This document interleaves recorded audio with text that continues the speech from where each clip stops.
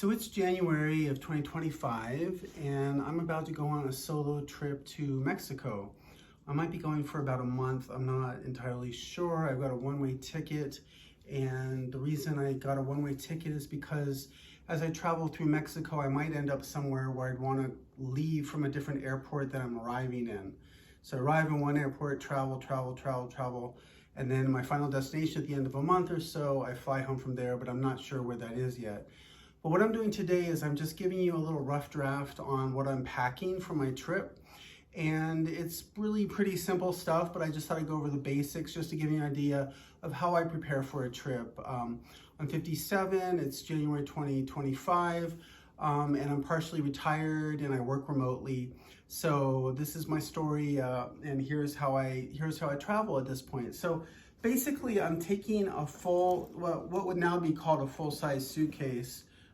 This is just your basic. It's probably almost 15 years old, which is kind of nice because I don't have to worry about getting scratched up or scraped or anything. I don't care, but it's still really good shape. It's like it's not bent or, you know, it wheels around nicely. It's really a nice bag. And so this is a checked bag that I take most of my stuff in. And at the same time, I have a personal bag, which I love. This is my new favorite bag. It's got multiple compartments in it. It's got a laptop, a tablet compartment at the front. It's got like 3 major compartments. You can fit a lot of stuff in this, but it goes under the seat in front of you in the airplane. How cool is that? I'm so excited because I don't really like trying to wonder if I'm going to get on the plane before all of the overhead bin storage is taken. So with this checked bag and with this personal bag, I basically don't have to even think about overhead whatever, you know, the storage, like you're going to have to check your overhead bag because there's no more room on the plane, all that garbage, right? Forget about it. So I'm all set with that stuff. So here's some of the things. I think I'll start with the fun stuff. So I don't even know if I'm going to be at the beach. What, you're going to Mexico? You're not going to the beach? Yes, I may not go to the beach because there's incredible places all throughout Mexico at high elevation, maybe 5,000, 7,000 feet elevation. These old colonial towns, Lake Chapala, where I'm going to start my trip. I'm not even necessarily going to get to the beach this whole trip, but I take my snorkel and mask anyway because you just want to be prepared. And I don't like to have to suck out of something that 10 or 100 other people have sucked out of. So that's why I bring my own mask. And it doesn't take up much space. It's kind of the collapsible, you know, the parts it comes apart and then you can kind of fit it into a smaller bag. So it's not too much to worry about. Okay, so also in no particular order, I take my earbuds for when I'm working remotely and when I'm on the phone or when I'm on the laptop. And these are earbuds. These are designed so that the electrical, the EMFs don't come up above this point. So you're not like blasting your brain with EMF. Some people don't believe in EMF or that it's a problem. Well, that you're entitled to your opinion. And so that's what I take for when I'm on the computer. I take my glasses, I take my plug-in, my charger for my laptop. Now, this is the really exciting part. I have all this money left over from my last trip to Mexico. How cool is that? Look at this. I've got 500s. Do you know a 500 is like a $25 bill? And I've got 2 of them. So when I land, I can pay my driver who's going to bring me from the Guadalajara airport to Lake Chapala. I can pay him without stopping in the middle of the night or whenever, morning, whatever, whenever I'm arriving.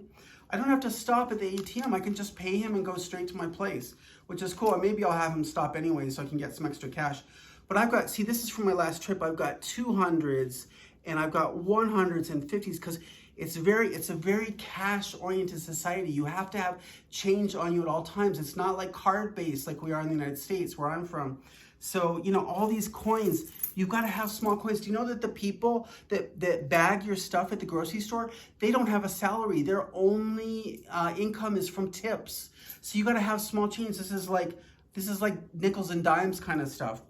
So that's what I've got there. Then, of course, my passport is in here. This is an RFID. So what this means is that somebody can't scan the chip that's inside. You know, passports are chipped now, so somebody can't scan that and get my personal information. So it's in this protective shield. And this is maybe one of the most important things for the whole trip. This is my residencia, my residence card, my visa for Mexico. So I am a temporary resident. In a year, this is going to transfer to a permanent resident because I've had this now for 3 years.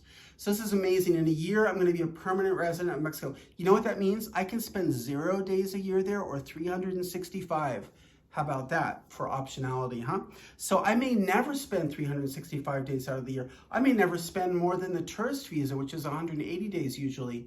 But I want to have it. I want to be able to go where I want to go and go when I want to go. And I don't want to have to deal with like any hassle. You know, if I want to get out of the country, they'll let you in. Even if they're not letting tourists into a country, sometimes they'll let you in with a residencia visa, with a residence. So this is my tripped, cube. So this is like, I don't have any association with the Tripped company, but I just love their stuff because you can put your stuff in here, you zip it up, and then you can compress it even more with these extra zippers. So this is like really cool. You can compress this all the way down, and this really helps get stuff inside your suitcase. And it just, I mean, look at that. All that stuff that was like out to here, it's now much smaller. So that's very cool. And inside here, I've got lightweight cotton stuff. I've got, you know, my sweats for sleeping because at high elevation, sometimes it only gets into the high 60s where I'm going. So I need to have sweatpants. I need to have a long sleeve shirt for sleeping because at night it could be, I don't know, 50 degrees, maybe upper 40s, who knows? I mean, you're thinking, oh, you go to Mexico, it's gonna be the beach, it's gonna be 80s every day or whatever, 90 degrees.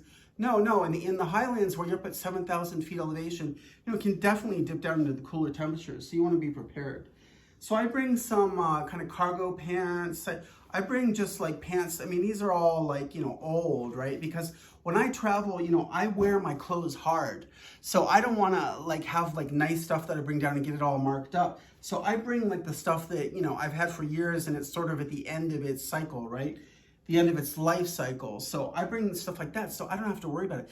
2 pairs of pants should be totally fine. And while I'm on it, I'm bringing 2 pairs of shorts. These are new shorts. Now, I know I'm a hypocrite, right? Because I'm bringing something new, but I've just trashed my old shorts that I brought so many years to Mexico. So I'm bringing like a new pair of shorts. These are Prana shorts, really comfortable.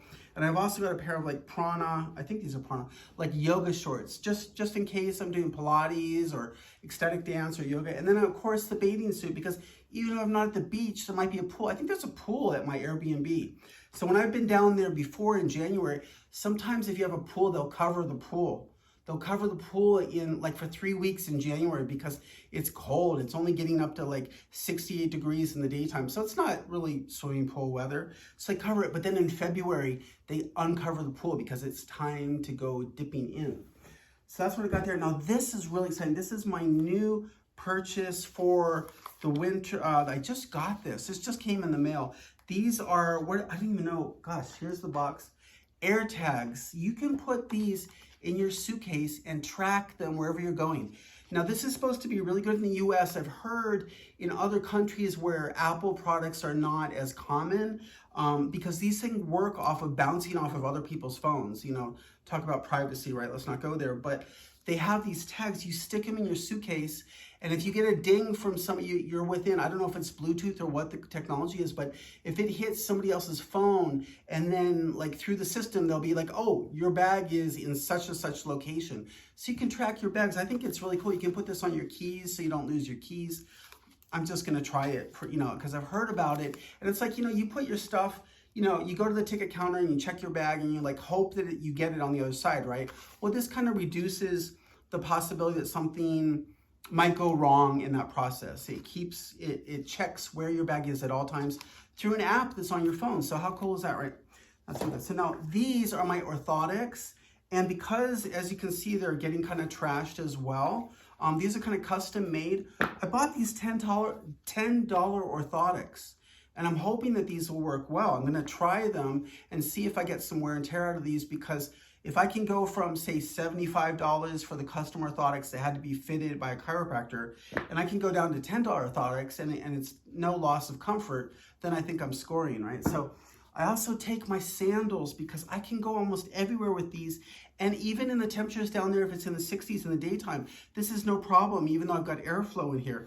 Now, I have brought these things down to Mexico for like 5-6 years in a row, and they are pretty thrashed. And I don't even know if they'll make it through this next trip that I'm going on in a week. I'm leaving in a week, but I don't even know if they'll make it. But I'm just taking them anyway because it's good to take thrashed stuff, I've found, because then I don't have to worry what happens to it. If something bad happens, if they fall apart, whatever, I'll just buy something else down there. These are my ultras. A lot of people know what ultras are. These are big with backpackers and recreationists. And these are a little bit, you can see these are worn down as well. So I'm not taking my new ultras to Mexico. I'm taking my old ultras to Mexico. And hopefully this will be just fine. With just these two things, I should be fine for hiking. I should be fine for daytime, walking around town. It should be totally set. So, and I'm getting near the end here, but like this is one of my most important things as well, because when I'm traveling, if I don't have a good Wi-Fi signal, with this thing right here and with the port that I have that's on the other side of the room, I can hook into my tablet and I can wire into the router wherever I am if it takes my Ethernet connection, right? And I can get a wired connection with my tablet when I'm traveling. So this is heavy and kind of bulky, but I take it. I don't know if this is 50 or 100 feet. I've had a couple of them, a couple different ones, and this is the one that hasn't broken yet. Knock on wood somewhere. And so I'm excited to bring this down with me because I know it's like extra reassurance when I have to be on a video call. I want to know that I can wire into the router and not have to worry about it. And so I believe this is, just one of those things, one of those selfie sticks, right? So if I do some filming down there, I'll have that. And I think I've covered everything. This is sage spray. Now, some people think this is hocus pocus, but my understanding is that some Native American peoples have used sage for thousands of years to clear the air, kind of get away any impurities or whatever. So if I ever need to spray down like an Airbnb room or anything, I can clear it with this sage spray. And this is like hopefully less than whatever the 3.4 ounce, bottle, because like they might not let me take it. Yeah, so I have to think about that. What size is this? But this is my last thing. And so I just hope that, over the next few weeks, if I get inspired and post any more videos of my trip, that you'll come and check me out. But please subscribe to the channel and like this video. It really helps get this out to more people. Thanks very much. I'll be leaving in a week and I am excited.